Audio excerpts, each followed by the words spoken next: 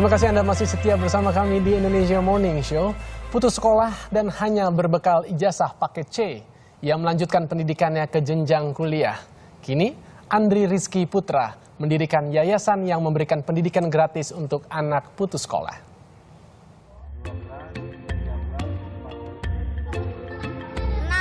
Enam kali 5.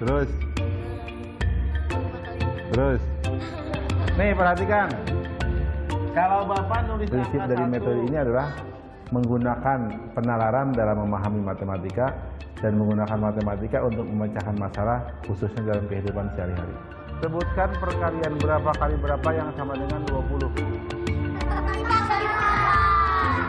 20 kali 1. Kalau menurut saya, terus terang matematika itu tidak sulit. Kenapa matematika itu dianggap sulit? Karena pemberi pesan awal yang pertama itu yang menyatakan demikian. Seperti orang tuanya selalu bilang matematika itu sulit. Atau gurunya juga selalu bilang matematika itu sulit. Sehingga anak menyimpulkan matematika itu sulit.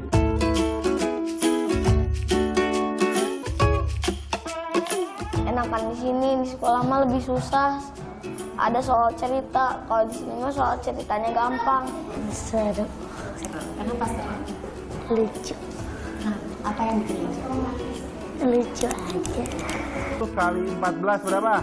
2. Bukan licik, pinter.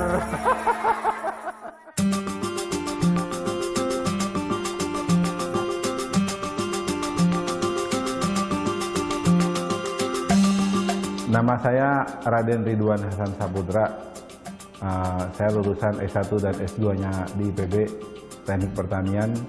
Tapi profesi saya sekarang itu jadi pelatih Olimpiade Matematika tingkat nasional khususnya untuk SD dan SMP.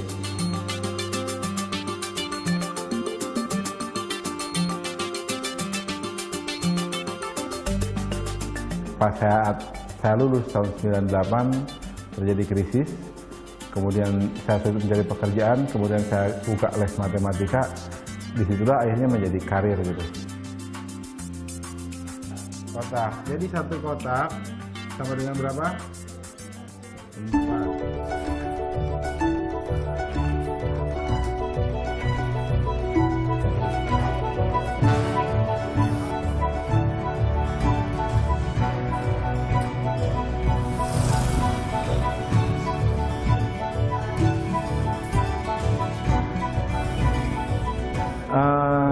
Mendirikan MIPA, klinik pendidikan MIPA ini 16 April tahun 2001. Nah, Februari 2003 itu berubah menggunakan sistem metode seikhlasnya dalam operasionalnya. Dan tujuan saya membuat itu dengan sistem metode seikhlasnya adalah untuk agar saya bisa masuk surga dengan KPM ini. Gitu.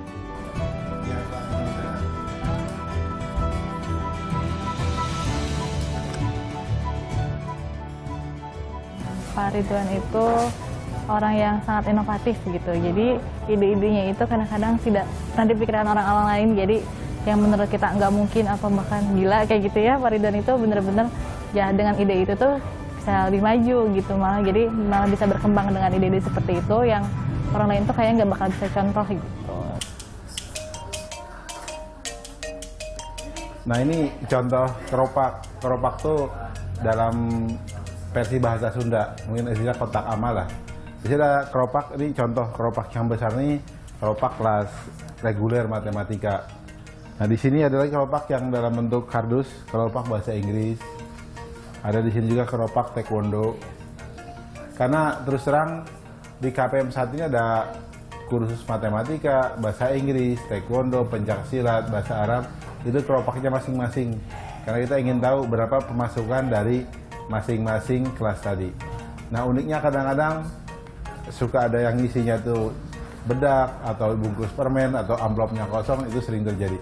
Malah kadang-kadang juga tanpa amplop dan tanpa uang juga, artinya mereka tidak bayar. Itu banyak kasus terjadi seperti itu.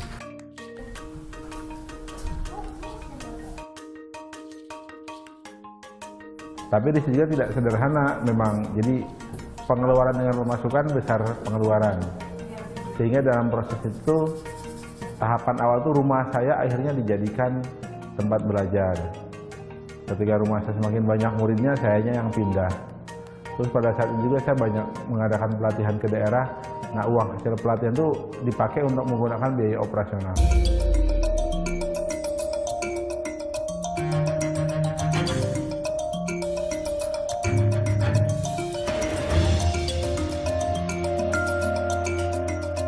Negeri ini butuh manusia-manusia unggul, dan saya melihat saat ini kita sudah kehilangan lembaga tersebut.